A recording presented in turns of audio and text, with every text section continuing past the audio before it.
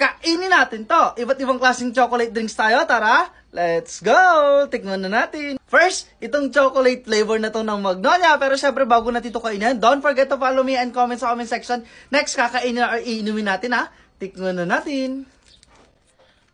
Titikman natin dyan kung ano pinakamasarap sa mga flavor na yan ha. Masarap din siya ha. Next, yung choco ng Zesto. Eto yan guys, tikman na natin. Ay pa niya matusok. Parang mas mild yung chocolate na to. Hindi siya ganun katapang. Next, itong Milo chocolate milk. Pero pa guys, tikman na natin tong Milo.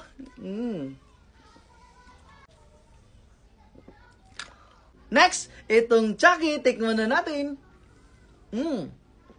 Comment niya kayo sa comment section kung ano mas favorite nyo dyan ha. Like, follow, comment, and share. Bye-bye!